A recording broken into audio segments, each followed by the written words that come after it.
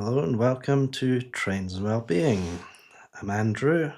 I am your driver today, but I'm not your simulator guide today. Today, I want to fix something that's wrong with this channel. This channel is not simply meant to be about train simulation videos, getting period correct commentaries, learning about signaling boundaries and the likes. It's actually meant to be a well-being channel. So I'm going to cover today what Trains and Wellbeing is meant to be,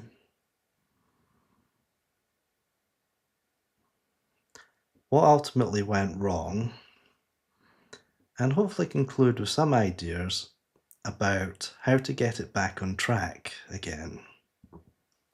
So we are going to go for a train journey, so please join me for that.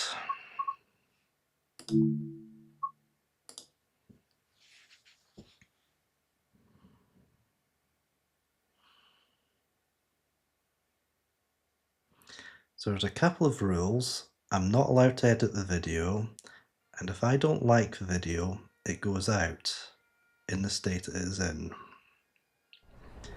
The reason I need to do this will become apparent.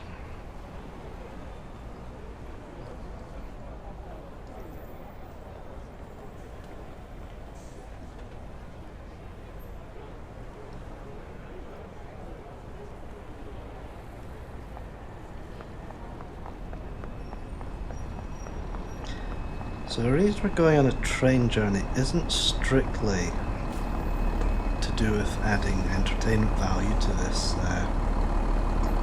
video. It is actually there to help me.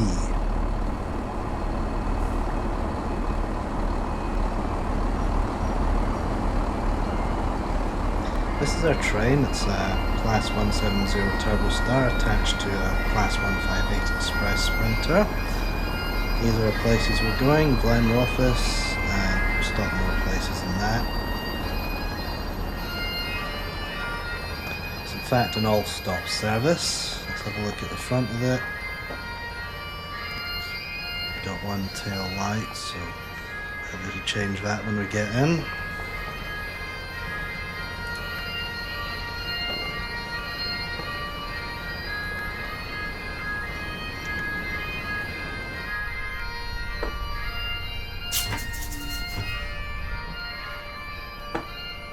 So, I'll admit something now, this is actually my second attempt at this video because some things went wrong in the first attempt.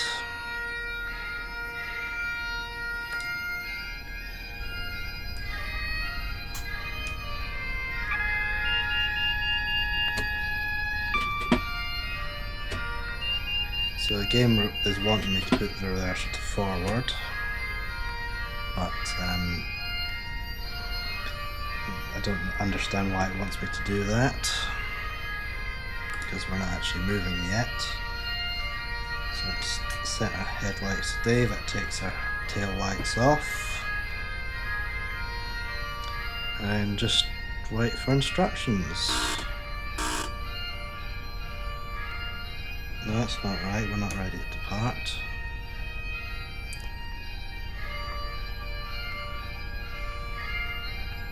Right door's unlocked.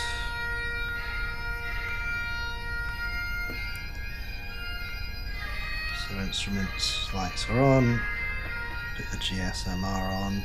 We can't really do much with it in this game, unfortunately. You can only really press a button until you get no, I don't want to deregister. Sometimes you get your head code on it.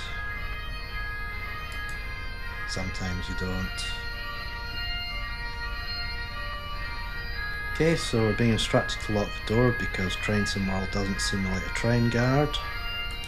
We have the green signal, so we can do that.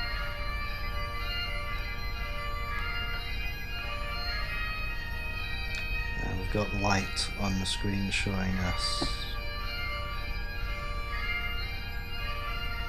So our doors are locked. The light's gone out, so let's get rid of the heads-up display. And depart.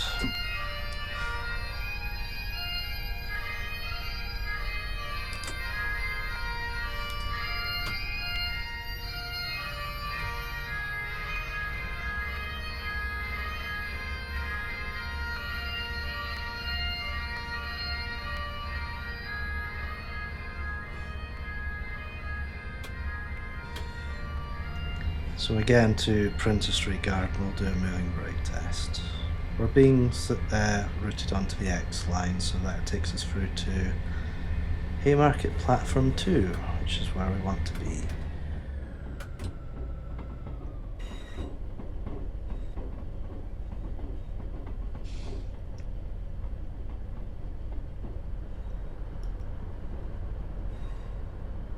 There's two train simulation games I play, and that's Train Simulator Classic and Train Sim World, which we're in now.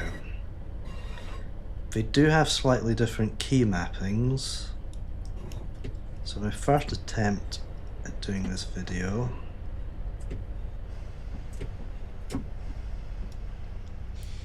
the driver vigilance device went off. I pressed the E key, which I've been used to doing in Train Simulator Classic, to reset it.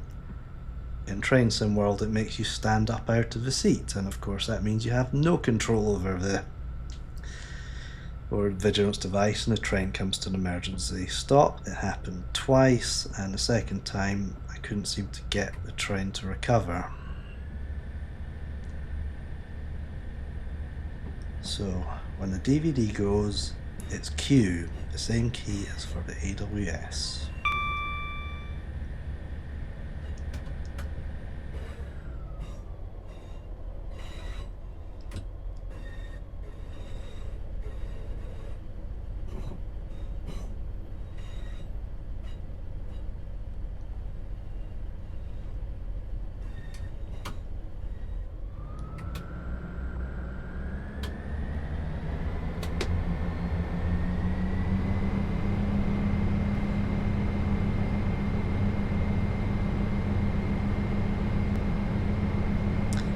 So presentation skills, doing live presentations, speaking, recording myself in video, whatever, is a weakness of mine. So I actually present myself better in writing.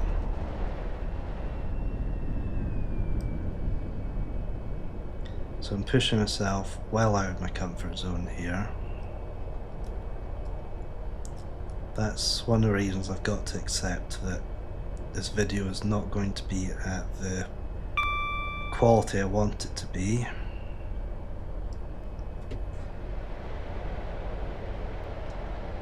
But it's better to give an authentic representation of the struggle rather than just not doing this at all.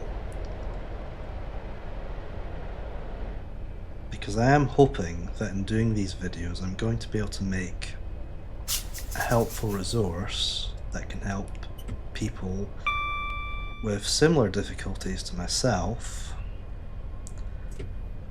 and we will discuss those difficulties shortly. Other than the difficulty in making an absolutely terrible stop.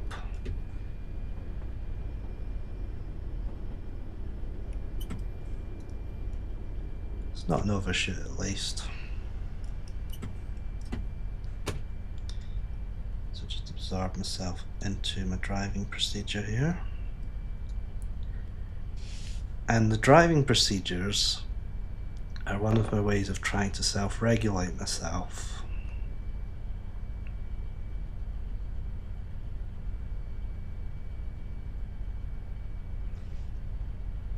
The game's doing something weird at the moment.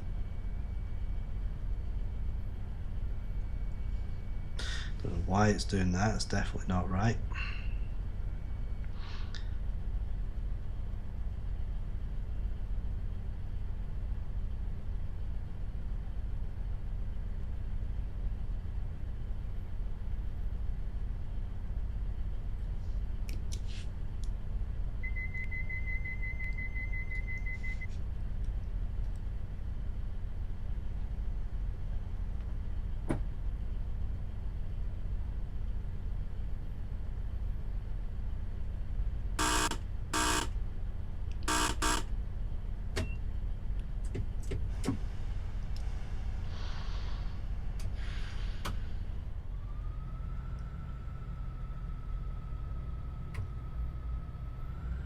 So Trains and Wellbeing. What was it meant to be? Well, it's meant to be about using driving as a focused object for mindfulness. Almost driving as a meditation in its own right. That's obviously not what I'm doing right now. I'm putting a presentation together right now, but I am hoping to get to that.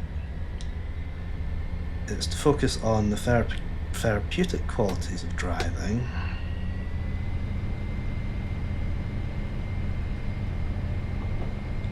and hopefully influence perhaps any real-life driving you have in road transportation, as I have real-life experience of working as a bus and coach driver. There was a very good reason I was doing those jobs when seemingly I was totally incapable of doing any other job.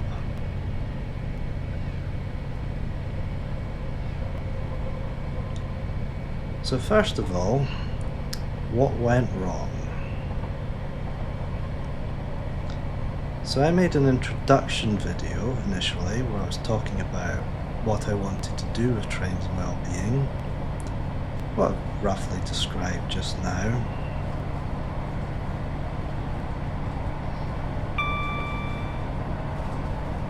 I went back and watched my own video, and I saw something that shocked me. So first of all, the presentation, it didn't look particularly good to me. It looked like somebody who was extremely anxious, uncomfortable trying to describe something which is supposed to be about well-being, mindfulness.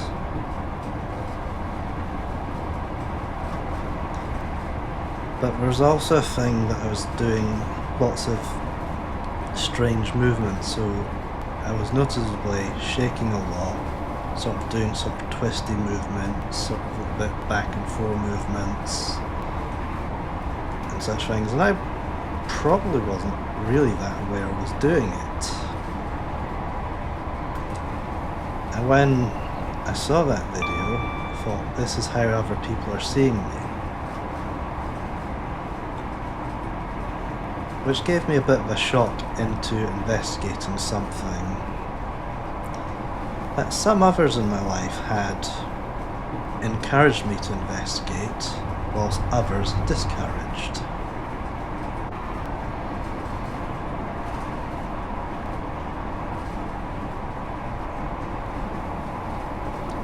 I felt a level of probably shame, embarrassment, looking at myself.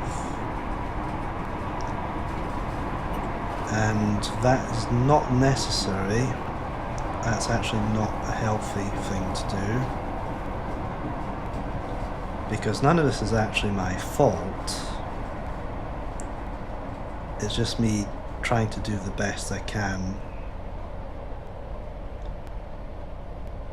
but experiencing extreme difficulty, more than one might expect from, let's say, a sort of typically healthy person. This lot are too close to the edge there. There's a train coming in. Get away from the platform edge, you idiots.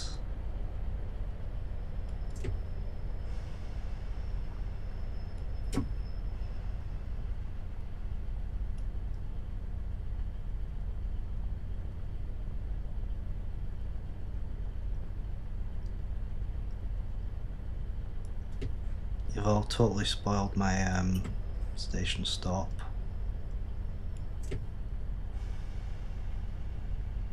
As I know, you people can't actually hear me talking because you're, what are they called? NPC, non-player characters.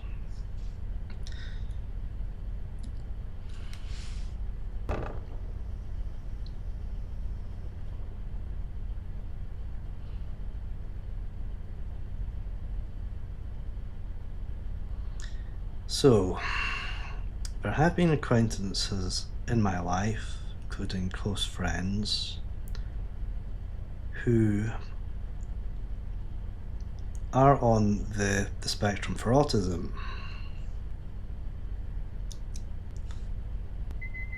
And it's something that they were convinced was true of me also.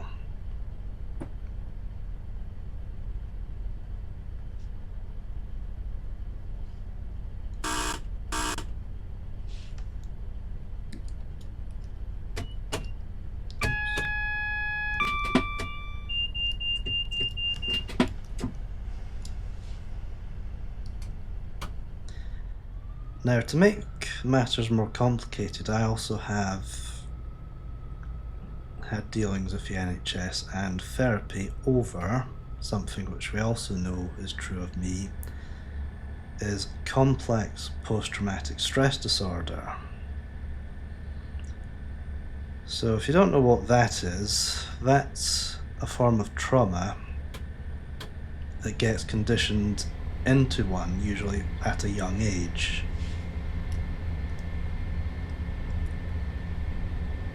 It's something that requires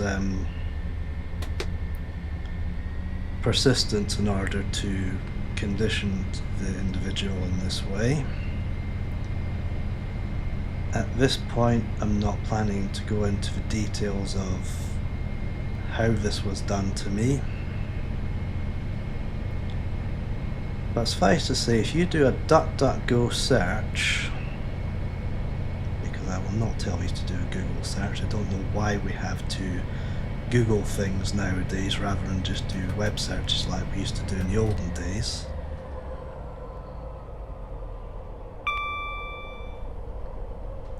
But you can search for CPTSD.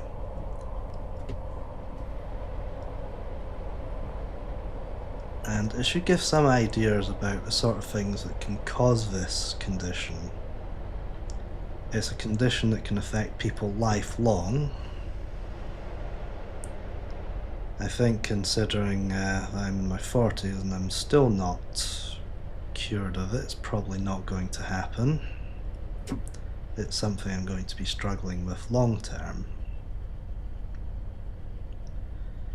Now, CPTSD and autism actually have some overlapping qualities.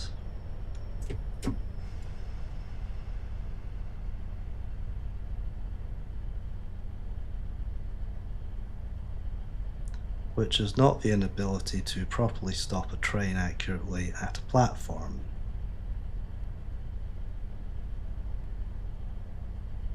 For your safety and comfort, this station operates. Again, this is due to the discomfort and distraction I'm causing myself by trying to do a presentation whilst driving this thing at the same time.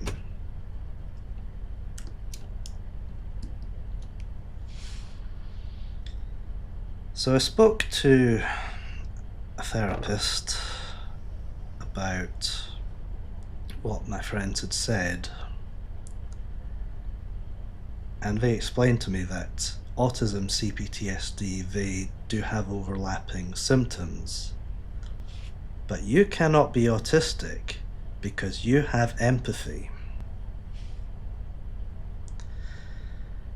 Well, newsflash. Some people with autism have very strong empathy. I know I'm certainly not the only one.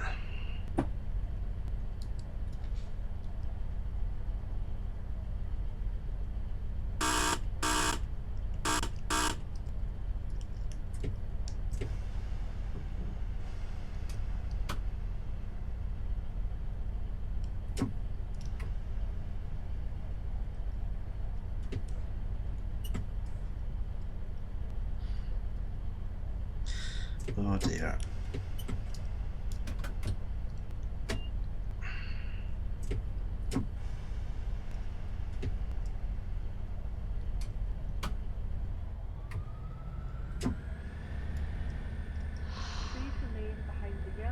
So this was what my counsellor decided. People with autism don't have empathy, therefore I cannot be autistic. Well, I didn't have much else to go on at the time. I should, of course, listen to my friends a bit closer. And then I was also dealing with the NHS through one of their specialised trauma services. The NHS as a whole is an organisation I don't really have that much faith in for various reasons.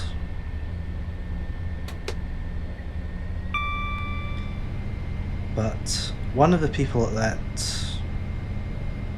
centre who interviewed me did think that I was actually showing quite a lot of, was describing quite a lot of symptoms of autism. So they decided at that point it was worth investigating. So then at my next appointment I had somebody else, and what they decided was that, well, what the autism diagnosis gives you is something that describes you as having a disorder, hence you are a disorder. And that's not really a good way for you to think about yourself or to feel about yourself, so it's best just not doing that. And so we didn't bother. And as I hope I'm able to articulate, that was actually a very harmful decision that was made for me by somebody else, not to pursue a diagnosis of autism.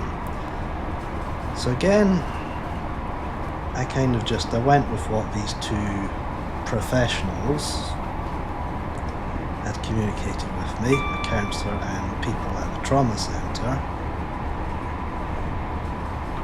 and I just sort of buried all ideas of being autistic. It's like, no, this is just overlapping symptoms of CPTSD. They know their stuff. And again, later on in life, I meet somebody autistic. And for them, it was almost an absolute certainty that there's autism going on. Right, I've got AWS things going off, so I'm just going to focus a bit on that for now, make sure I don't crash the train.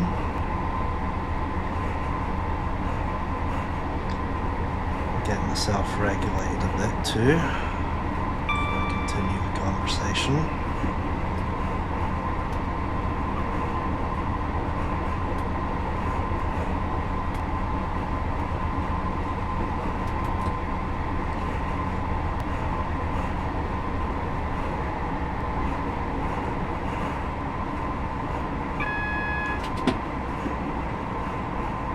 That should be warning me of the speed restriction for a fourth bridge. So we've got greens.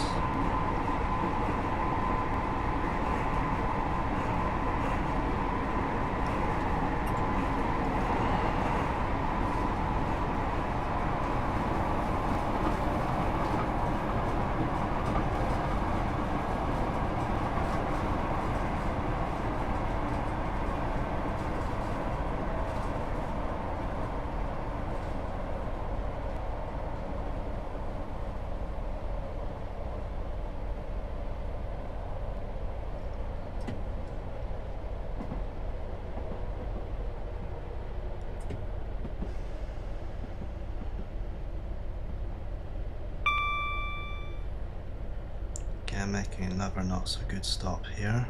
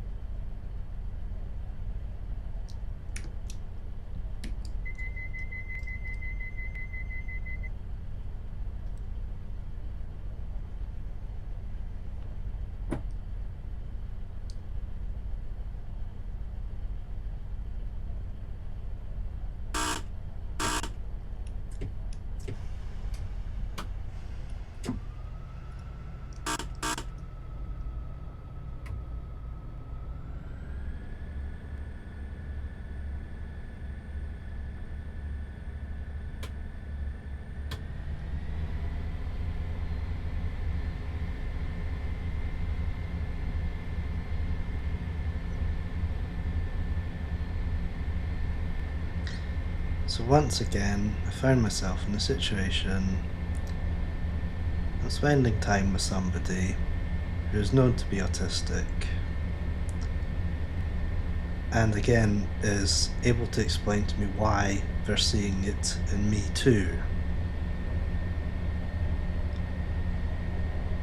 And of course I was still adamant what the NHS person had told me, what my therapist, who had been going to for years, sometimes twice a week when at my worst.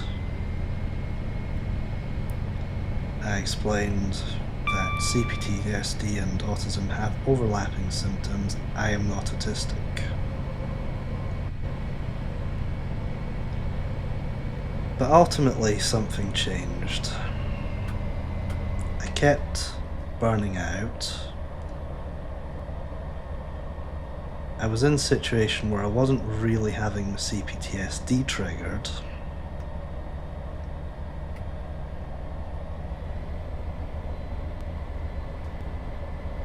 But I was still struggling, and I still am.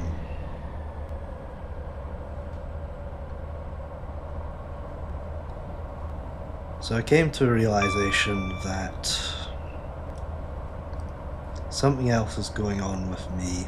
It's not simply CPTSD.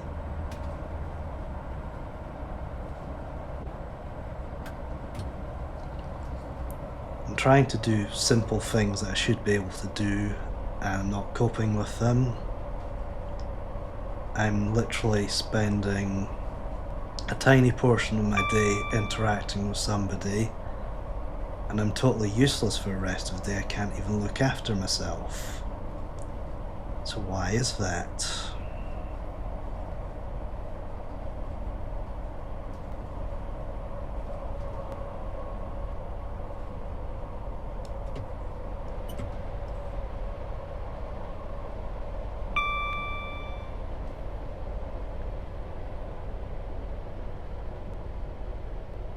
This North Queensferry stop's quite a tricky one because it's on a steep gradient.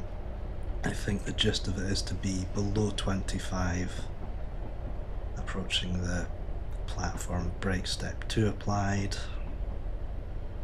That would be a free car set, so I'll just go up to here.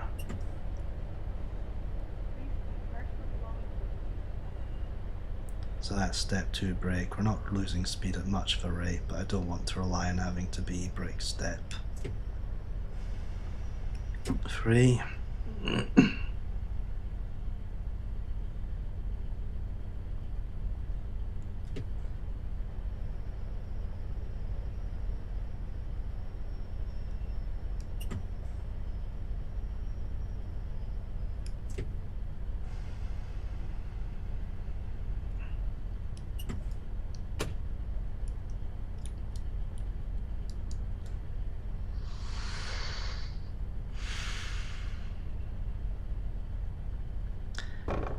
So it was decided I had to find out what was going on with me, why, although not being affected by triggers for CPTSD, am I still struggling. So I did the investigation, and a big shout out to certain people on YouTube who have taken the time to document their struggles, what they know of autism, what their diagnosis journey was like, misconceptions about autism, which ultimately affected the opinions of certain people who were advising me.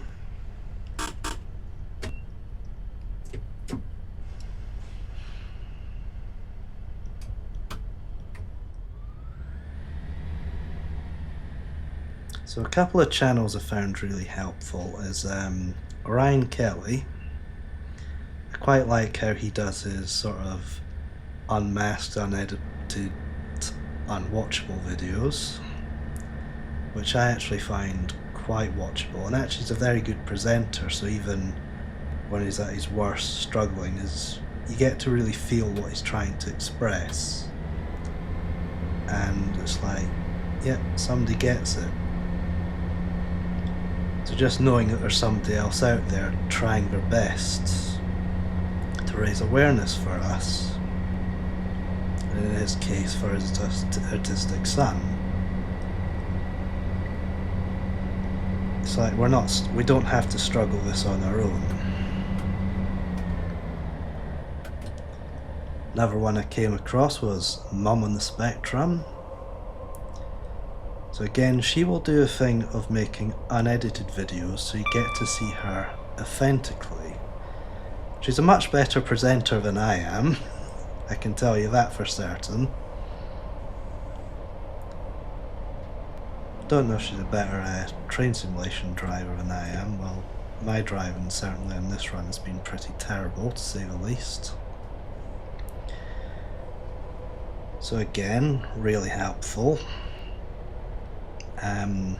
Dane Anderson, I like to call her out because she's able to put some really good videos together. She kind of welcomes you into her life, her struggles, but also just she's a really quite an interesting person to follow in any case.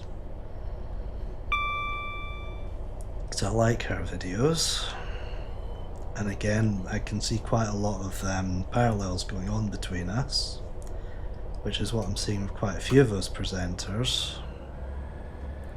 And I follow Mike, Autistic EF. Now he puts a lot of time into research and education about autism, amongst other things. Now he can put a very good professional YouTube video together. So he's actually a really good resource about autism.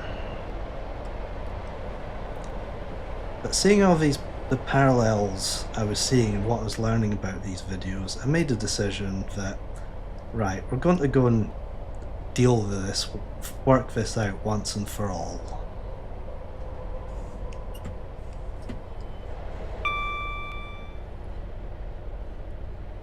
And just making another terrible stop.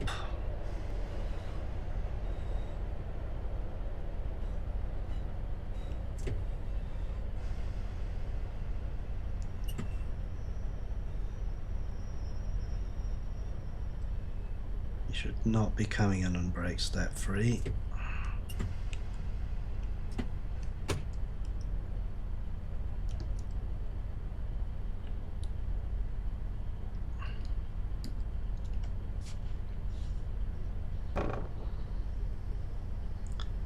So, knowing that the NHS was of no help, I tried to find an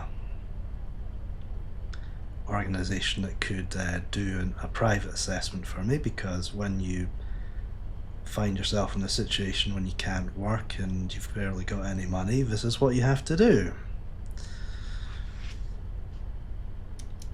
Thanks NHS for that.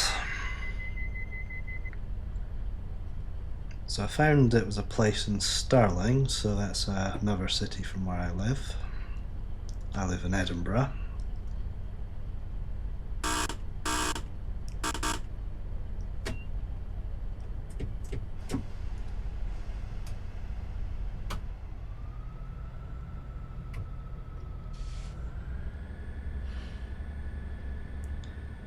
And I went with my partner Peter. I don't know where I would be without Peter, quite frankly.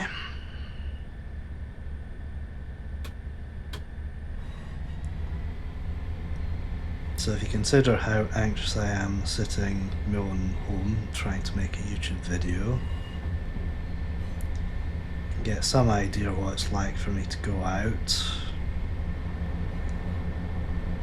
travel places. Now the good thing is Stirling's a train journey away, because at the moment for public transport, trains are about all I can sort of tolerate with support. I can't do bus travel at all. That's interesting because I used to be a bus driver. But suffice to say, I was always much more comfortable sitting in the driver's seat of a bus than probably I've been anywhere else. I was literally hiding there in full view.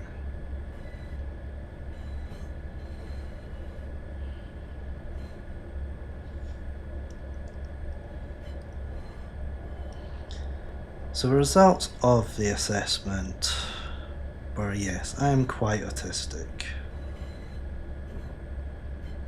I do have strengths, but I've also got a lot of obstacles in my life.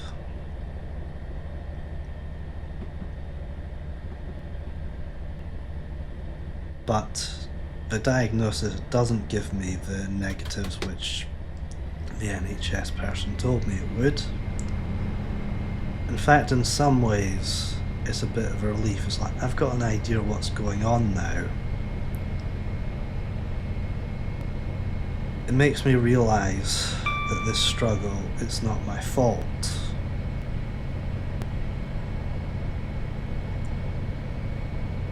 It's also teaching me that I can't just keep trying to push to be more resilient. I can't just say, right, I'm going to do this amount of voluntary work and I'm just going to ramp it up until I'm back at sort of full-time working type capacity, because it's not going to happen. I'm only going to damage myself, burn myself even more doing it. And perhaps a slightly gentler, kinder way of living with myself is what's necessary. There are people in my life that have told me that one as well, and subsequently and unfairly been ignored.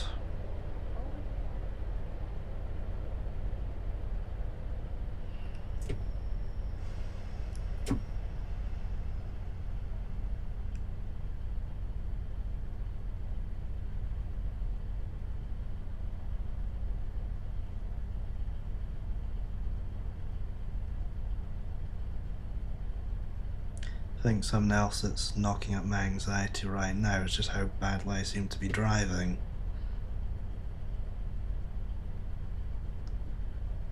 Believe it or not, perfectionism is actually one of my things, to a ridiculous level. So I'm doing a presentation, a video presentation, which I know I'm not good at, and it's effectively making me not very good at this as well.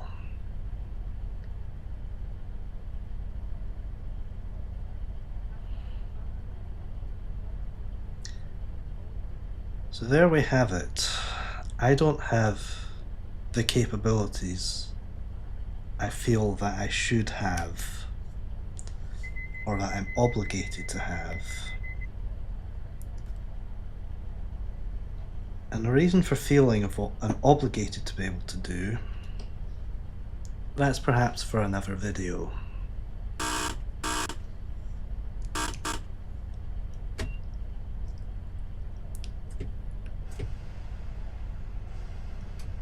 There's quite a steep gradient, so I'm going for throttle step 3 with brake 1 applied.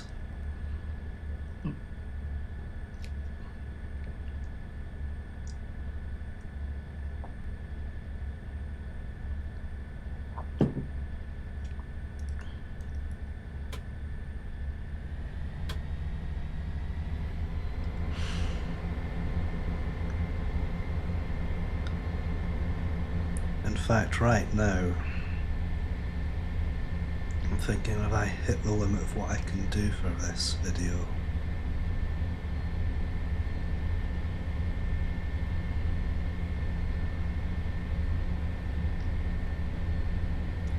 No, what I'm going to do is I'm just going to have a break, and I'm just going to drive us up to Dunfermline, and then I'll see how I'm doing.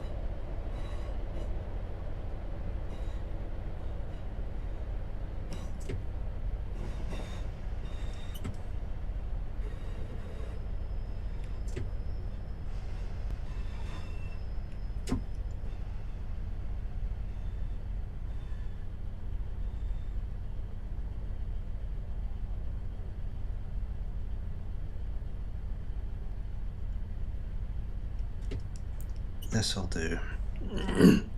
We're not up at the stop marker, but this is a 5-car train. The platform can accommodate 6, so we're fine.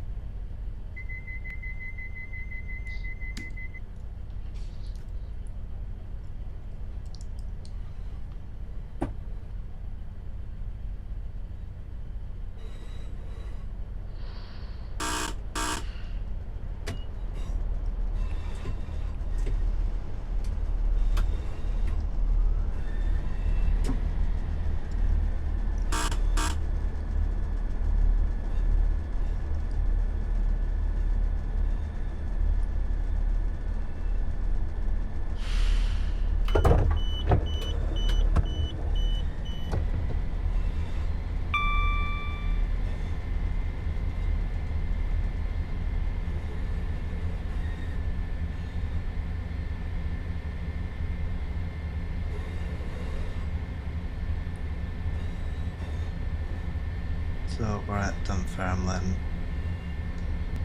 I can't force myself to do what I can't do.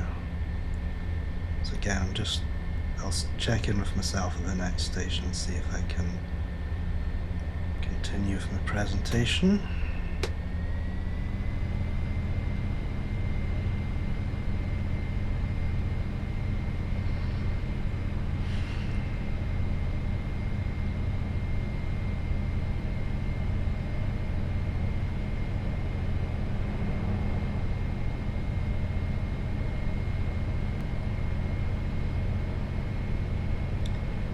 Might watch this and think, how did this person manage to go out and do a full-time job working as a bus and coach driver?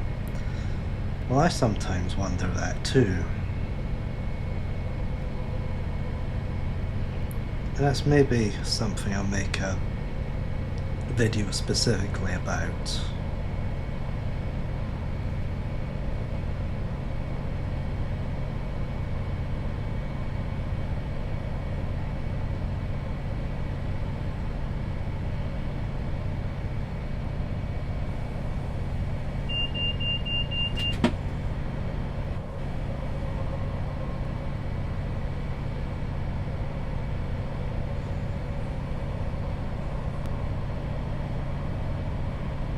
I think in many ways there's some sort of cumulative burnout effect going on with me.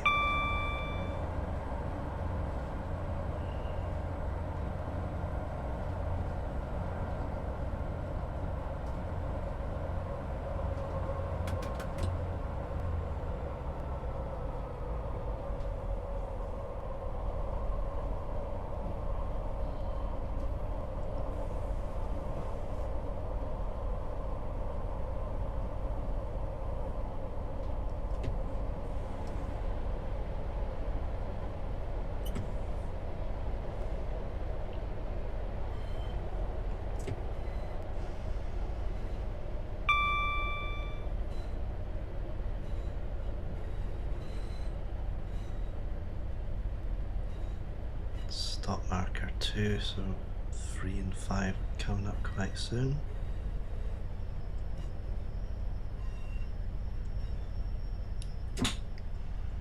It's 4, so I need to go up to the end.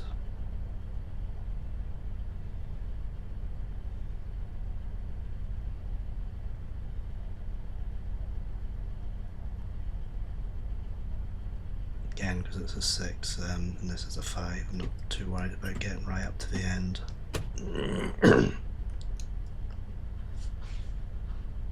But when I'm doing the easier task of making train videos, I would hope it's apparent that I drive a lot better than this.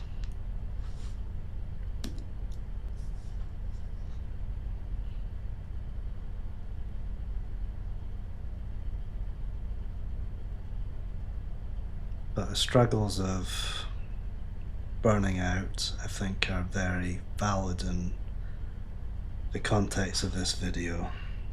We're actually seeing the effects right here, live. Well, not live, it's a recording, but you know what I mean.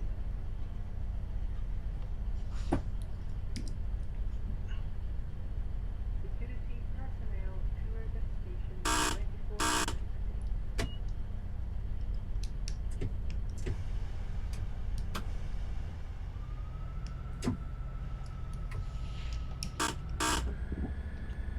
Next stop, Curd Beef.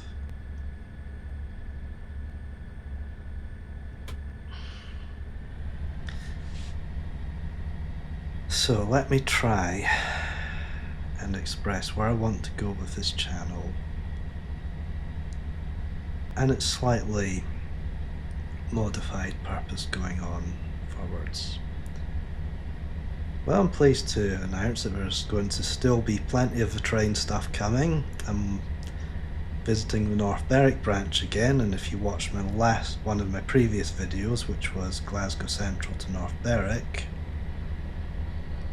there's an indicator of what that might be about.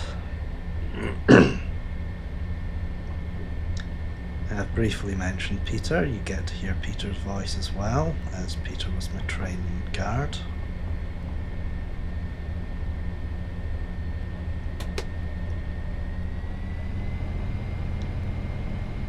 But what this channel needs to be going forward,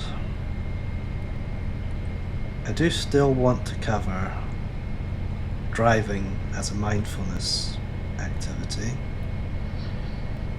So I'll do videos where we should take a train in Trains and World and we'll go for a drive. And we'll just focus in on that drive. We'll focus in on basically what's going on, the sort of thought process, and allowing the concentration ultimately to become soothing in itself. So becoming like a meditation object. So there's two kinds of meditation you might be familiar with. These involve a little bit of Buddhist language. There's nothing wrong with Buddhism. It's sometimes not exactly understood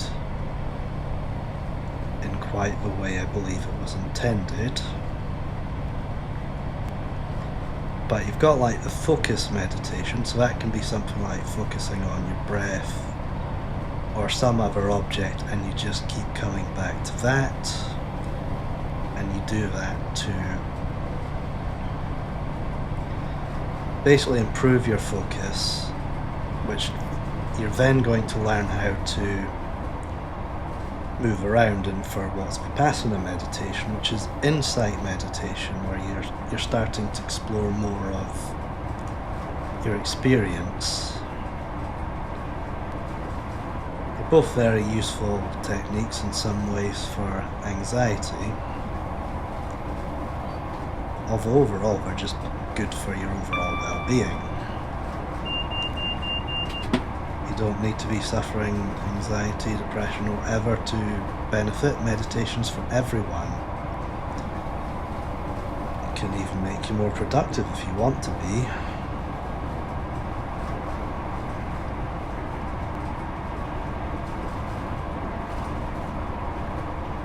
Help you a little bit with work stress. Doesn't do miracles, but it does do something.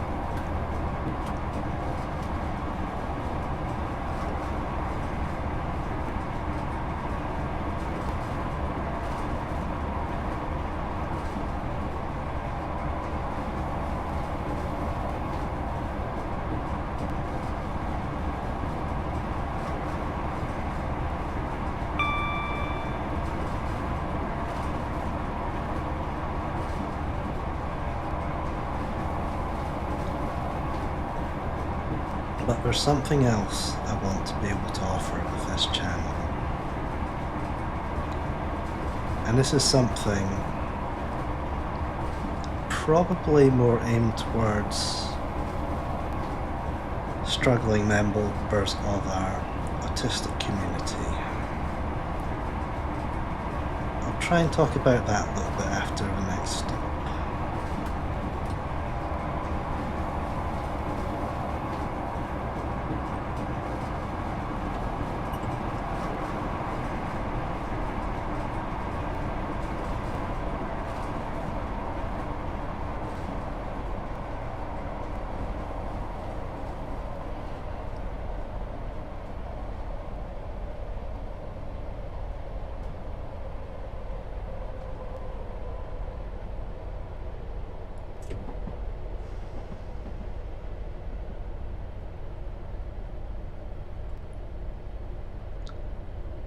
I think this is a shortish platform, so I think I do want to go right up to the end.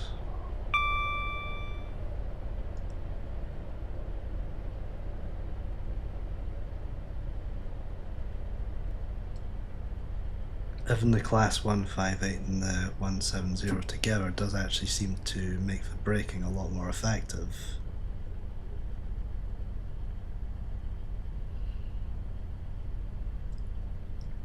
So I think all my braking points are worked out for the 3-car Turbostar, and they actually work quite well. Good with that.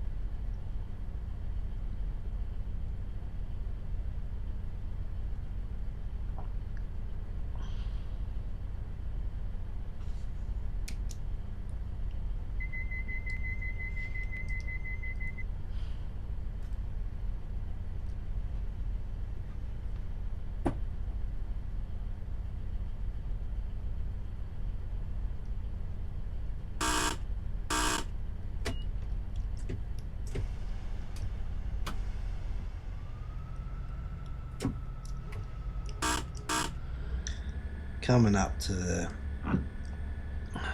top of this gradient now, so you won't have to do as many hill starts.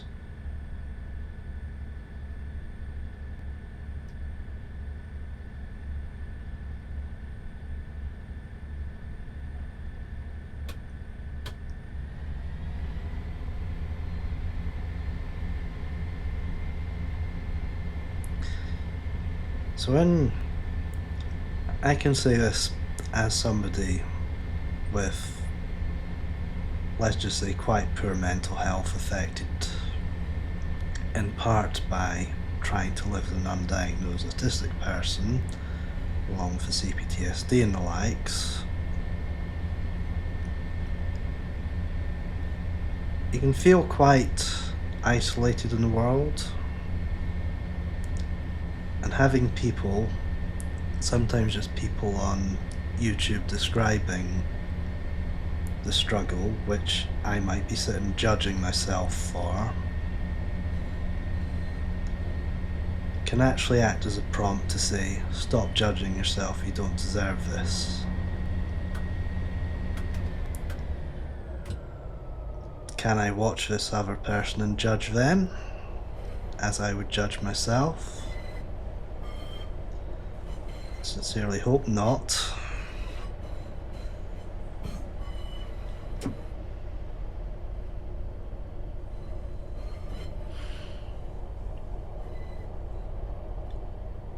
But here's the thing, the struggle is real.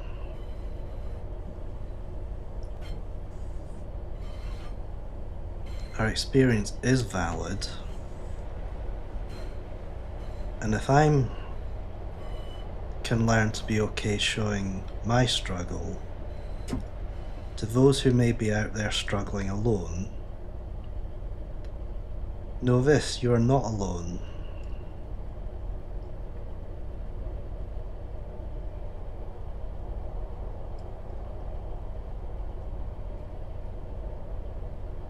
So all our struggles are valid, all our life experiences are valid. Judging ourselves for it does not help. having other people judge us for it, and pushing in those harmful beliefs that cause us to judge ourselves. It's not okay.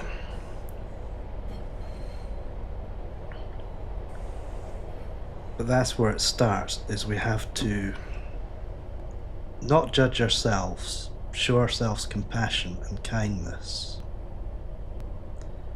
So after all, we've got enough pressures out there telling us we're not good enough, or you're not useful to society, and probably plenty more terrible things that we could say about ourselves based on what others have taught us to believe about ourselves.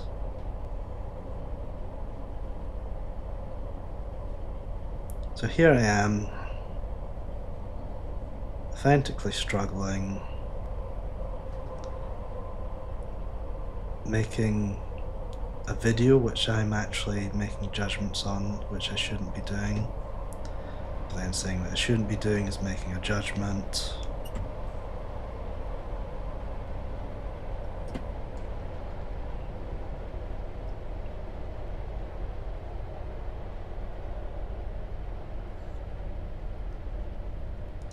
If you're struggling like this, that struggle is valid.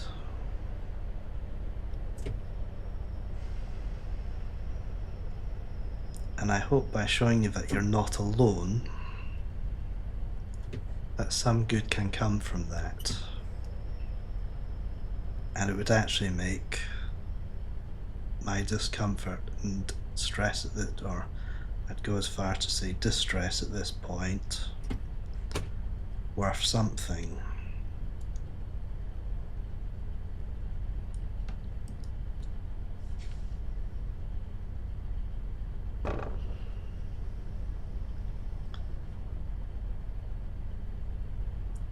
But also I hope to help lift up some misconceptions about autism, misconceptions about the struggle, perhaps bring a sense of reality to it. As I covered before, one of the reasons I was told I could not be autistic is because I have empathy. Very strong empathy, in fact. I'm not the only autistic person who has empathy.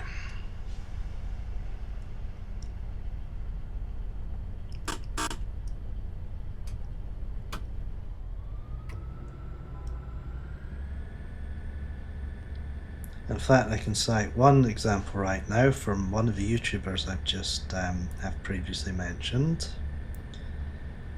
Something that's been mentioned on Dana Anderson's channel is she says she's a vegan. I don't know if I call myself a vegan, but I can tell you that I am, well, mainly because the little being sleeping across from me is he requires certain things which are not compatible with a vegan existence. But for me, fueling myself, making consumerist choices, I am following that vegan philosophy. And you don't go to that hassle if you're not able to care about beings other than yourself.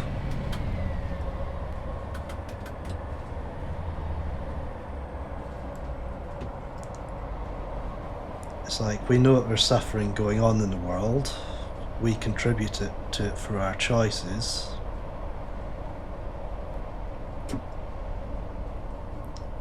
But because we feel something about the suffering that's being caused, we have to do something about it, or do something less about it.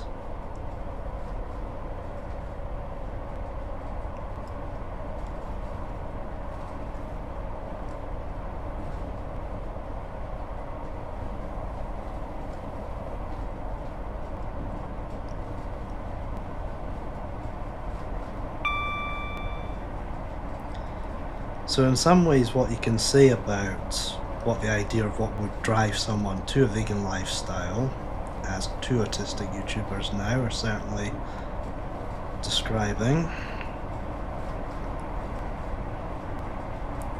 is that your empathy has to be able to stretch beyond just who you can see in front of you. And I think in some ways a lot of people don't really have that capacity. So they have to be able to see the suffering in front of them to feel something. Whereas with, say, our the heightened sense that one would get that would convince that has one practicing a vegan lifestyle,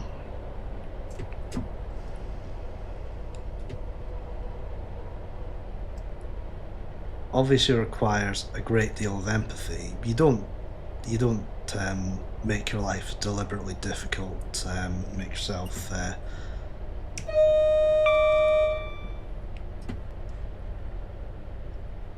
socially awkward just because it's fun. It's certainly not fun, but it does make life easier to live.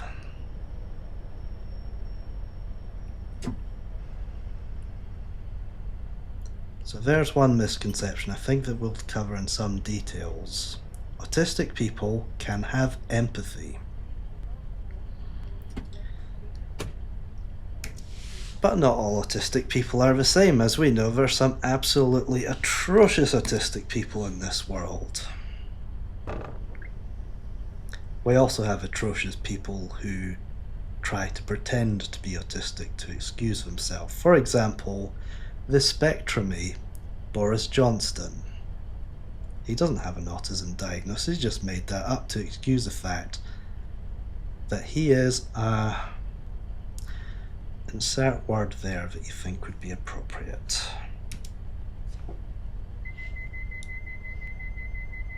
Oops.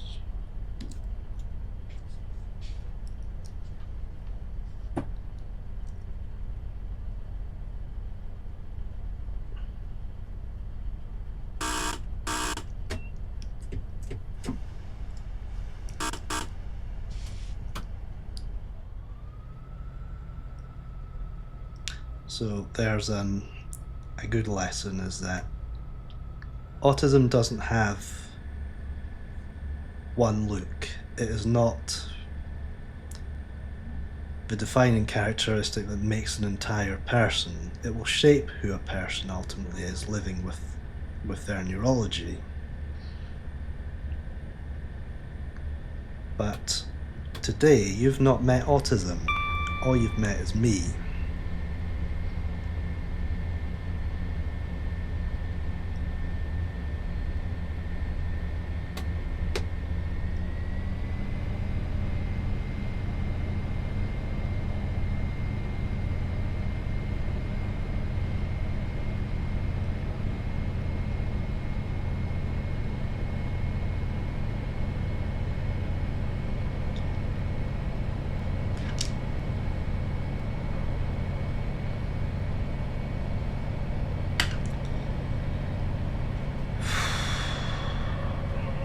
So obviously another thing I'm going to be sharing is autistic special interests. So you can probably tell one of mine is railways, trains, driving. So we'll be exploring that. Although it could literally be any special interest.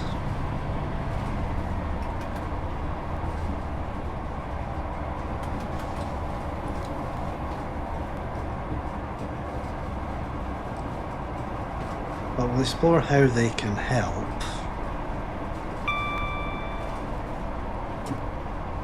But also some ways in which to stop them becoming almost too much of an obsession to the point of becoming unhealthy, because I certainly have that experience and probably have quite a lot of insight on that. So one example is model railways. I don't do model railways anymore. If I want to make a model of a train, I make it out of Lego. That's right, I restrict myself to Lego. And There's a good reason to do that.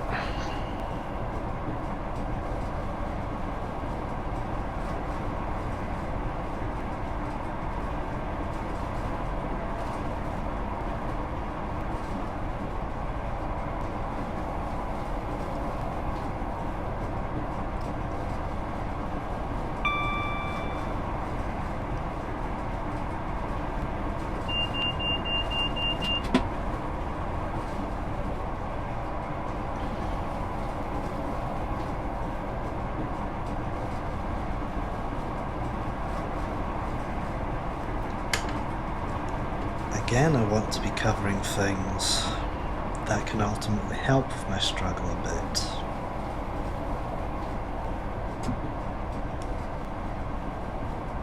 And again, the idea is it might give ideas to others with similar struggles.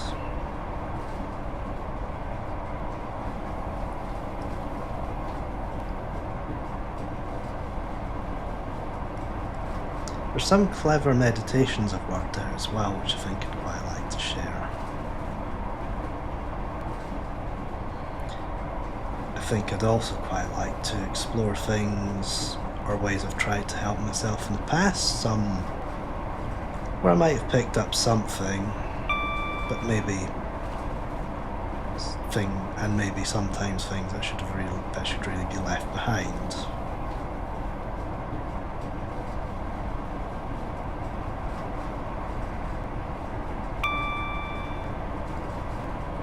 I do also want to use my perspective to try and highlight some of the problems so many of us are having in the world right now. Sometimes you can't ultimately solve a problem without actually knowing that what the problem is, or even that the problem exists in the first place.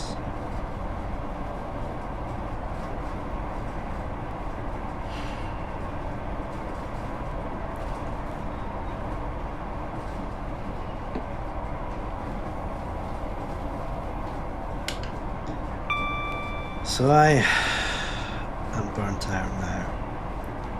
I am done for the day. Can't do any more of this. Nevertheless, I hope it was worth doing. I hope that going forward, this is probably one of the most difficult videos I've ever tried to put together. So as we start to cover specific subjects, things might get a little bit easier. I will stick to the format of I must just record and put out unedited.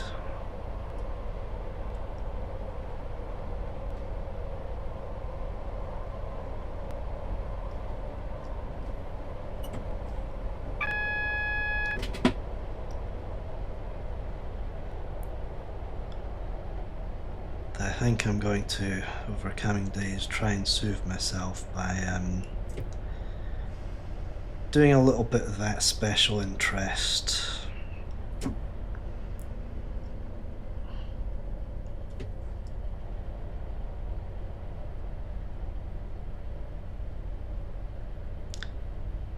So if in case you didn't get the message, for people who are out there struggling with autism, who generally are burnt out and barely able to function, this is real. What you're seeing happen to me right now is real. I really am done. But Merlin the cat will wake up at some point and he'll need fed, and I'll feed him and I'll give him some cuddles. Because actually probably one of the most important things in my life is looking after him. And I wouldn't have nearly the quality of life I have if he hadn't come into that life. Cats aren't capable of the same sort of nastiness and judgments that humans seem to be. We can learn a lot from cats. Here we are at Glenrothes. We've actually made it.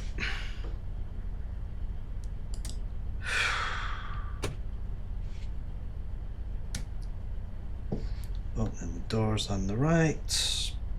Let's shut this cap down.